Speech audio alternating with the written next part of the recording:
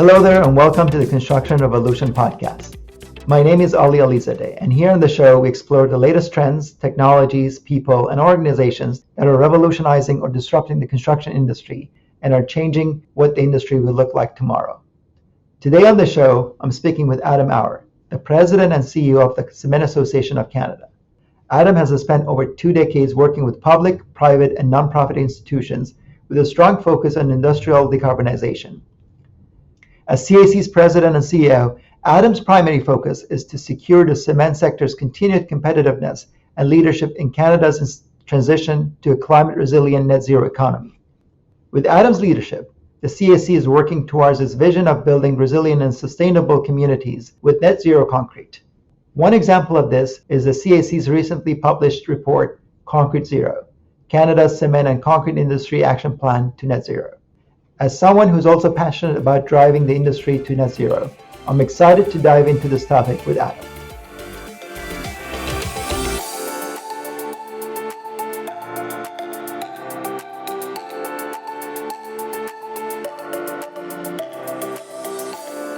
Welcome to the show, Adam. It's very nice to have you here with us at the Construction Revolution podcast.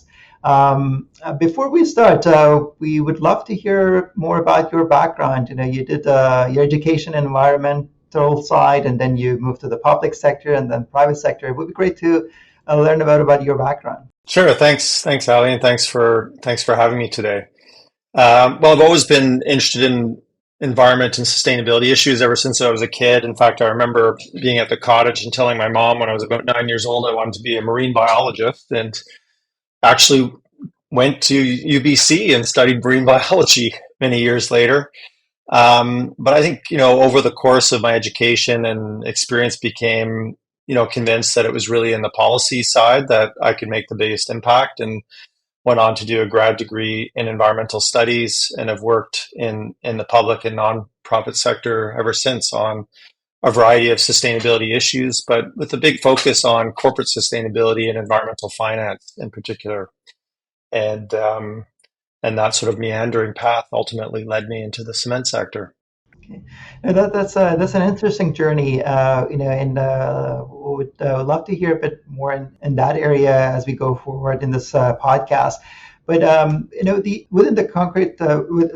within the Cement Association of Canada, your role as the president and CEO, what are the day-to-day activities that you have, as the leader in one of the most influential organizations in Canada for the cement and concrete industry? Well, the Cement Association of Canada is the national trade association for cement producers in this country, and we represent every single facility in Canada except for one privately owned facility in Quebec.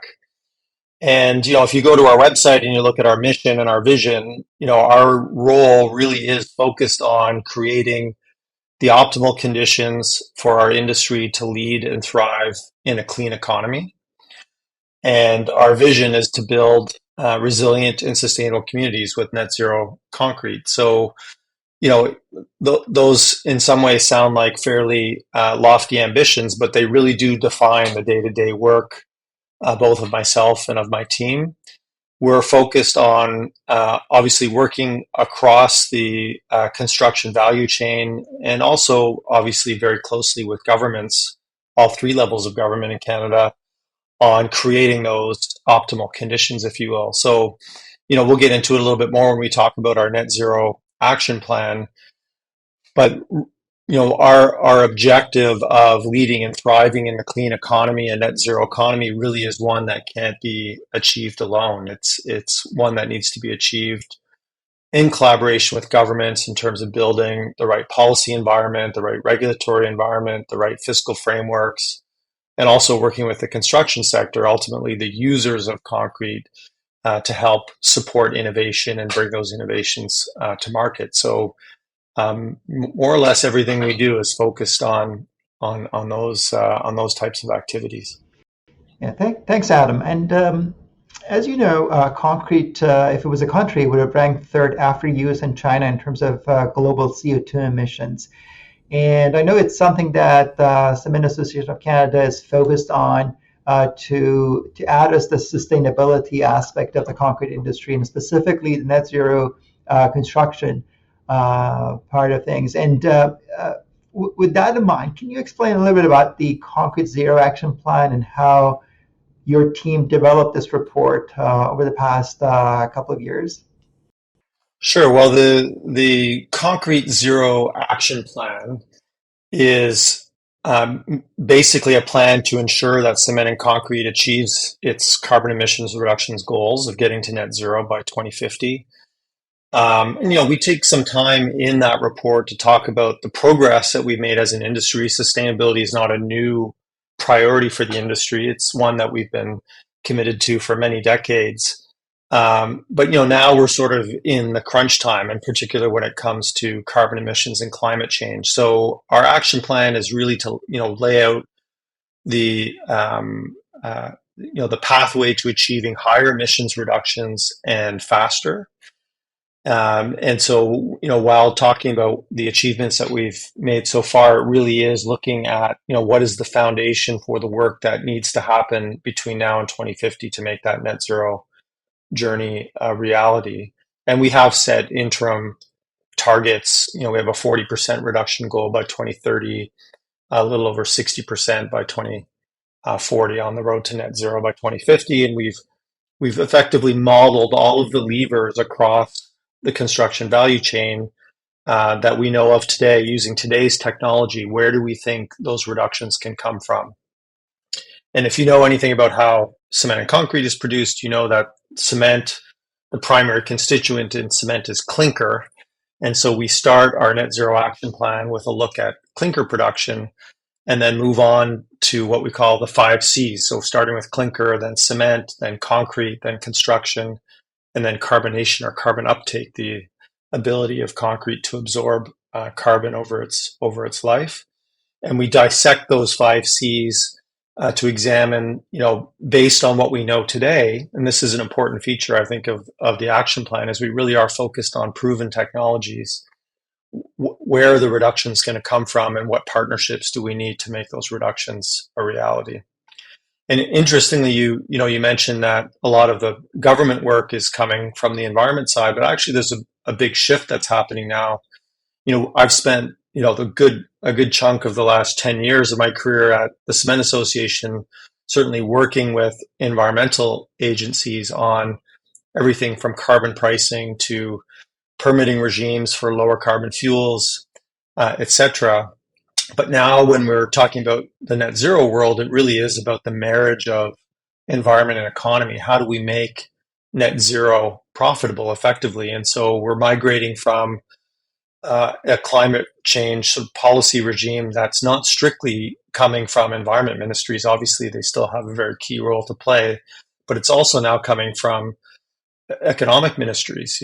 Finance is obviously deeply involved in carbon pricing, but also investment tax credits, innovative financing mechanisms like carbon contracts for difference that help companies invest in first commercialization, low carbon technologies.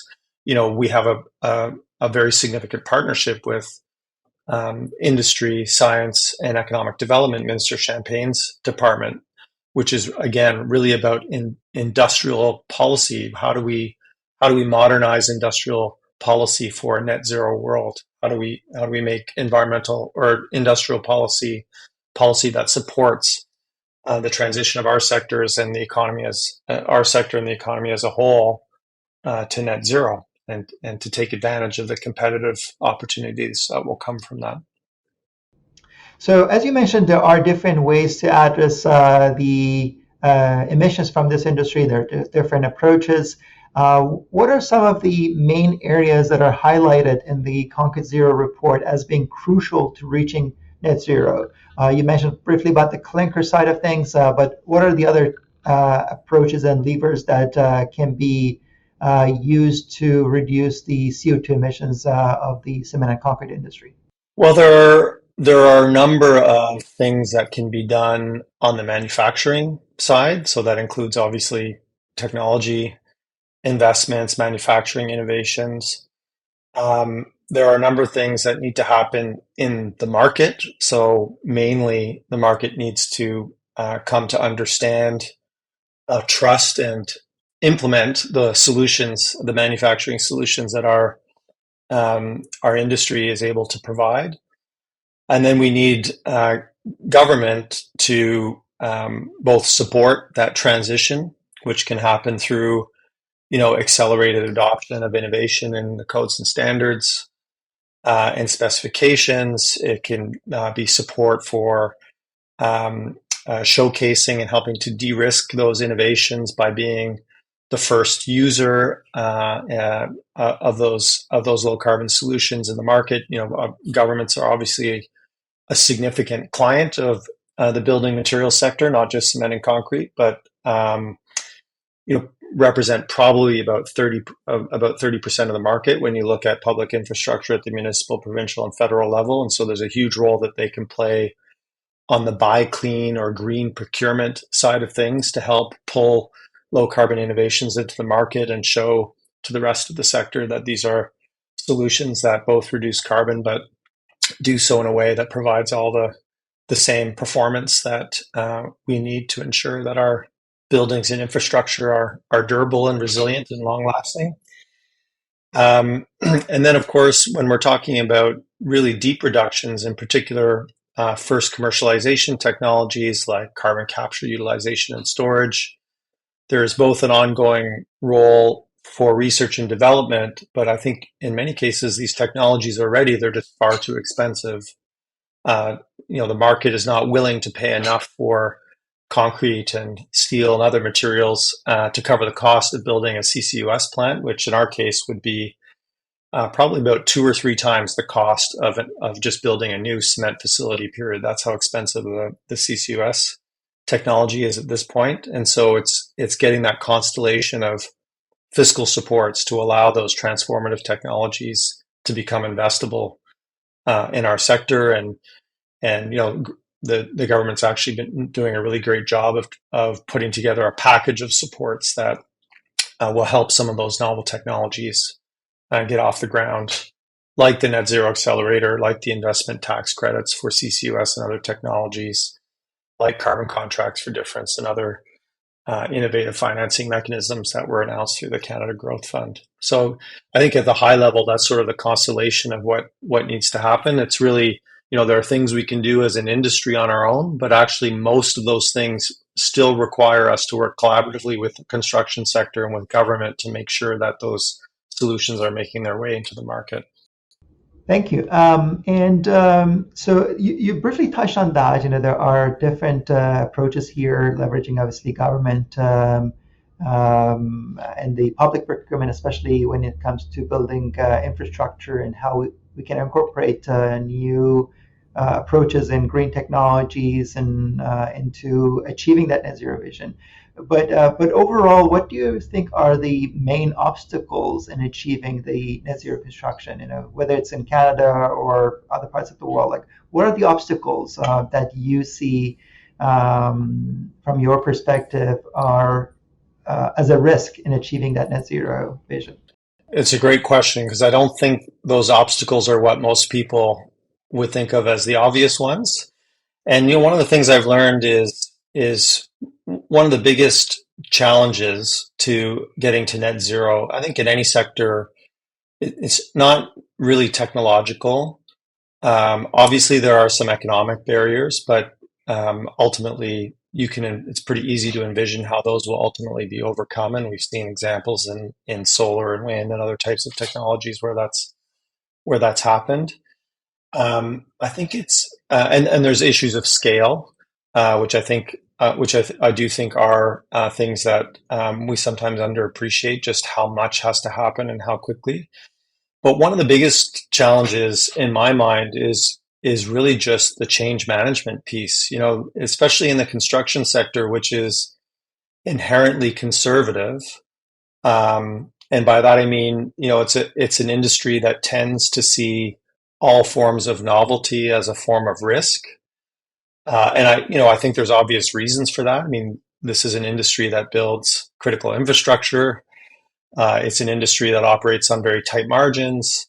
And so there's not a lot of room for error, either engineering error or market error. and so there's a hesitancy to adopt innovations, particularly in the sustainability space, that I think is going to take a lot of education and collaboration to overcome. So, our sort of learning around that started with a product called Portland limestone cement, which is um, really just a cement that uses less clinker. Clinker is the carbon intensive constituent in cement, and Portland limestone cement uses a higher proportion of unprocessed or unkiln fired limestone. It increases the amount of that unprocessed limestone that you can add to cement in Canada by 10%, and it gives you about a 10% or up to a 10% reduction in greenhouse gas emissions. Obviously, we had to spend a number of years getting that product through the codes and standards system in Canada, which we did. And then we were kind of surprised that the market didn't instantly transition to this new product because it was relatively low hanging fruit. It didn't really require a lot of behavior change. It's a performance equivalent cement. It's a cost equivalent cement, but it has these environmental attributes of lower carbon. And yet we experienced a huge amount of hesitation, simply, I think, out of a caution by specifiers in the industry around trying something that they hadn't tried before. And that's despite the fact that Portland limestone cement is something that's been used for decades in other parts of the world for all manner of infrastructure, 80-story buildings and subterranean tunnels and hydroelectric dams. Like, there's no real reason to be concerned about its performance, but because it was new in this market, there was a pretty steep learning curve to get to the point where we're now at pretty high market adoption of that product. And so when we think about ahead of even deeper innovations, higher limestone content PLCs, blended cements, or other innovations that are going to maybe even require some behavior change in terms of different approaches to optimizing mixes, or maybe slight changes to construction methodologies or what have you, then I see that as a massive challenge that we need to overcome. And I think thankfully the construction sector is also coming to appreciate its role in the net zero journey, and that we have a number of very progressive actors in that segment of the sector that are starting to reach out and wanting to work with us on these solutions. So I do think we'll get it done. But yeah, that is, I think, the single biggest barrier is just the resistance that we inherently have as humans to change, and that resistance is particularly acute in the construction sector. Okay, perfect. Then I think you mentioned an interesting point, Adam, about this sort of industry and not being open to new technology and change, and rightly so. There's a lot of liability associated with things if they go wrong, and there's critical infrastructure, and if a building collapses, there are a lot of liabilities associated with that. So almost always different players, whether they're construction companies or concrete producers, are over designing to prevent potential issues. And it seems that it's a teamwork. So everyone needs to work together, whether it's buyers of concrete or producers of concrete, and building code developers, to allow and encourage people to adopt new technologies and change management, to your words. One of these areas, I think, is performance-based concrete versus prescriptive-based concrete. And a lot of the time, concrete is basically requires to have minimum cement content in it. Whether concrete producers can optimize it or not, that's not really considered. So where do you see the main driver behind changing that? Is it going to be the government saying that we're going to allow leaner concrete materials to be used, or is it the building code and academia and universities that require to do more research to support that? That seems to be one of the feedback that we have also heard from concrete producers, that we want to optimize our mixes, but there is a prescription here that we have to follow. Yeah, that's an excellent question, and it absolutely relates to the earlier question about barriers and the I don't want to say the construction industry not being open to change, but being maybe slow to change or somewhat resistant to change. And really comes down to specifications at the end of the day. Obviously, cement and concrete producers have no interest in producing an inferior product, um, but there is this kind of prescriptive culture among specifiers, and I think this is particularly true in the public sector, where there are limitations placed on optimizing your mixes, and often those come, as you say, in the form of minimum cement contents. The other key one would be maximum SCM, or supplementary cementitious material contents, and those are two key levers for reducing carbon in concrete. There's already a lot we can do to reduce carbon simply through mix optimization if we were able to move away from those prescriptive requirements. I do think government has a huge role to play, both on the codes and standards side, and as I mentioned earlier around green procurement. They can be the first.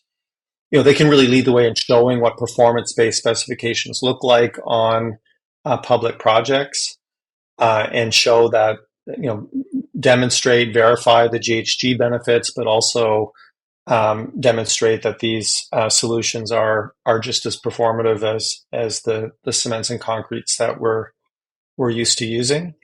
Um, and I think as an industry, I mean, we acknowledge that we have a role on the education side to do more to showcase the technical due diligence that goes into the production of new cements and concretes, and to provide that confidence to specifiers that these mixes will perform. And so to that extent, we do spend a fair amount of time with specifiers, and we work in particular with ministries of transportation, which tend to be the most conservative when it comes to adopting novel mixes. And the progress is slow, but I think there is a growing acknowledgement that we need to tackle this GHG issue in our infrastructure. Embodied carbon in the materials that we use to build our infrastructure is important, and obviously specifications can either enable or inhibit solutions to climate change, and so those conversations are happening. The challenge is, when you think about the fact that a huge proportion of our infrastructure investments happen at the municipal level, and then you think about the number of municipalities that we have in Canada, there's no way that a handful of folks working in our industry, either at the Cement Association or at the provincial ready mix associations, or even within our companies, have the human resources to get to every single municipality. So we do need to be thinking about how, especially at the federal and provincial level and through the codes and standards process, how can we create sort of a model approach to performance-based specifications that can be easily adopted by all levels of government, and also by the private sector. Okay, thank you, Adam. And so you have had, for sure, several focus groups with industry giants and concrete producers and cement producers in Canada and probably in other countries. What are the technological innovations, or I don't know, maybe to some extent a wish list that concrete producers are bringing up and saying, I wish I had this technology or this solution to help me achieve reductions in, whether it's in the CO2 emissions, or optimizing mixes, or making more higher performing clinkers and things like that. What are the technologies that you think are evolving and emerging, and concrete producers and cement producers are looking forward to adopting those?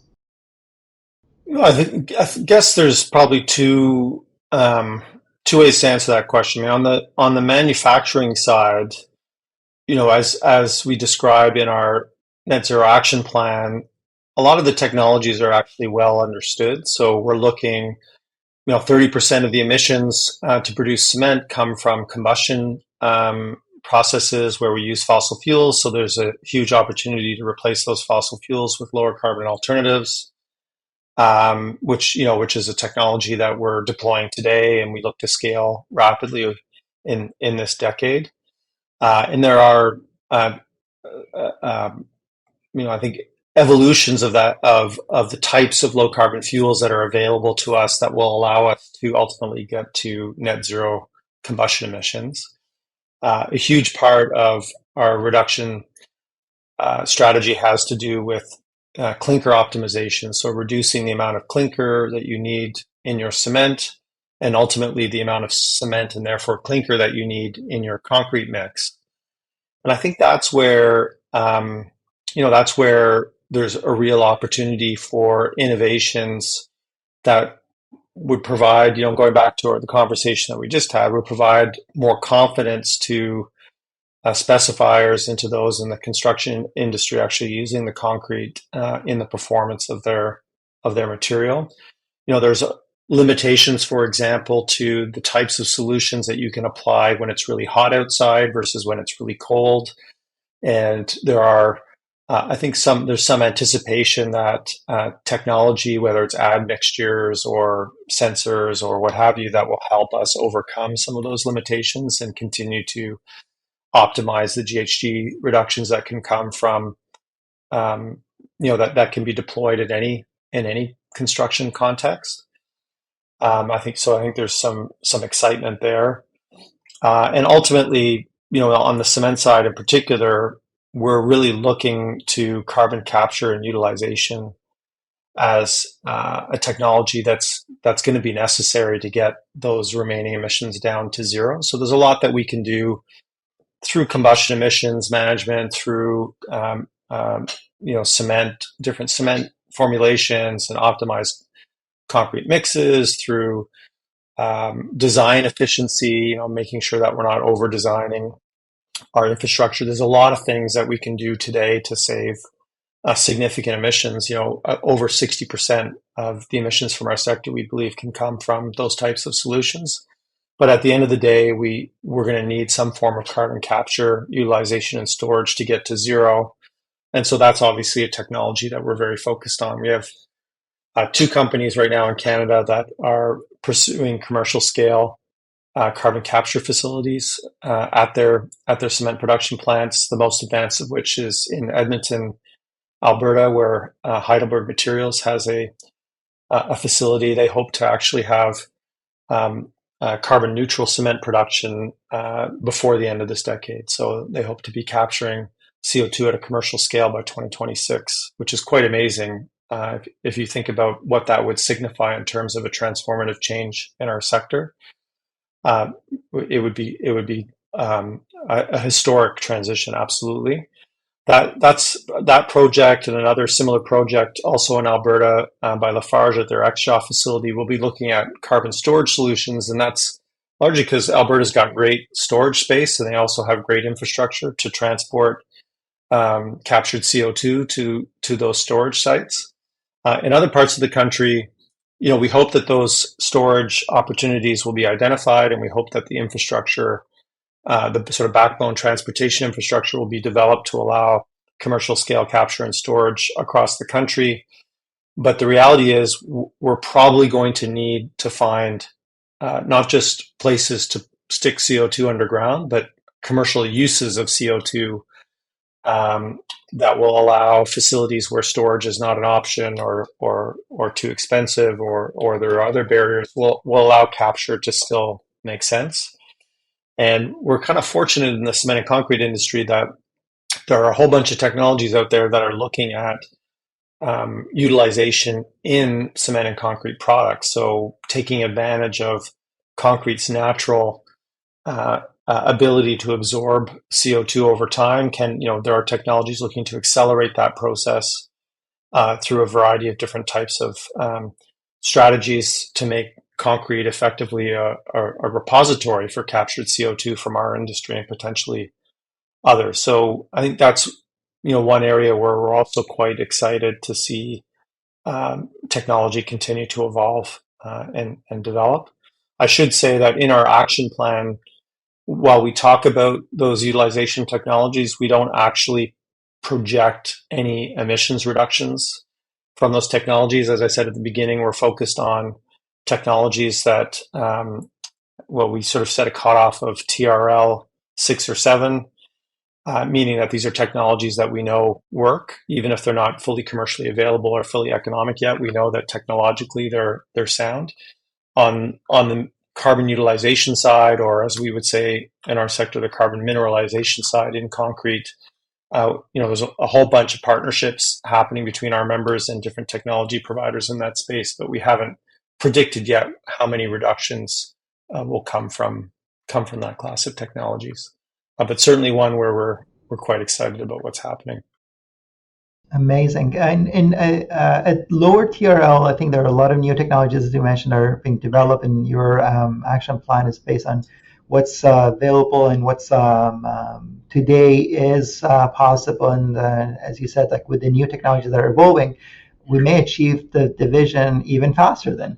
And if you look at the advancements in the artificial intelligence and what that can do to our industry with billions of data points that are produced every day around the globe, and in terms of concrete mixes that are produced and truck to truck deliveries, and the data on those can be used to be basically analyzed by an AI algorithm to optimize these recipes using different conditions. So these are things that down the line, I think in a couple of years, a few years, as the AI is evolving, can make a big difference. And do you have any insight or feedback in that area?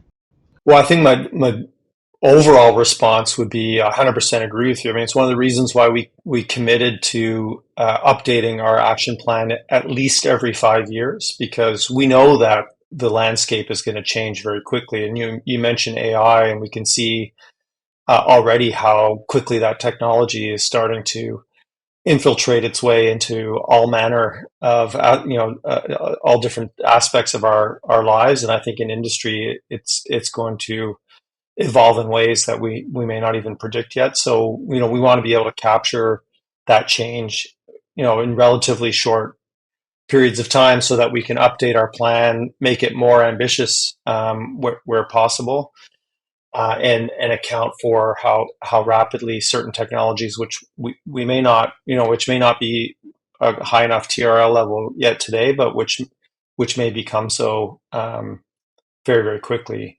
Want to be able to capture that change in future updates to the report.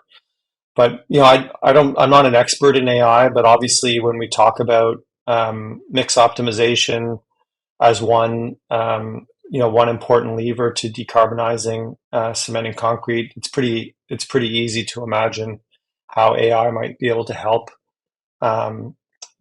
help with that in terms of its predictive ability, but also ability, to help manage things like consistency and whatnot. So it's very exciting how quickly some of these technologies are evolving, for sure. Great to hear that. And in your role as the president and CEO of Cement Association of Canada, you've been working over the past 10 years with this association, and now there's a very exciting chapter ahead of you. What are you most looking forward in regards to the future of cement and concrete industry? Well, we have really tried with not just with our action plan, but the action plan is the most recent articulation of this. We're an industry that has been around since ancient times and is really at the heart of the modern world. I mean, we like to say, when I give speeches and stuff like that, I just ask people to look out the window. We happen to be in a room with windows, and take stock of everything that they see and just how much of it comes from our sector. I mean, we really are literally the foundation of modern communities. And, I think that imbues us with a certain sense of pride, but also a certain sense of accountability when it comes to facing challenges like climate change. When we talked about how the cement sector is responsible for about 7% of emissions globally, and here in Canada, it's about 1.5% of our national emissions that come from the cement sector. And so, we take that responsibility quite seriously. I believe it's actually baked into the kind of culture or DNA of the industry to be solutions providers. And so I'm excited about the role that we have been playing, that we are playing, and that we aim to continue to play to lead the way on what industrial decarbonization looks like. I mean, we're the first sector to develop a formal partnership with the federal government around our net zero roadmap, and we're both kind of feeling our way around what that partnership looks like, both on the government and industry side. But it's a super exciting opportunity to kind of model what a different kind of relationship between industry and government can produce in terms of innovation, and in this case, carbon reductions. And so we want to be at the forefront. I like to say we don't want to just be at the table. We want to help set the table and really lead the conversation. And so I think we're kind of, with our action plan, we're doubling down on that commitment. We think it's one of the most transparent, if not the most transparent, net zero action plans out there, certainly from heavy industry. And we're really excited about the conversations that is going to unlock.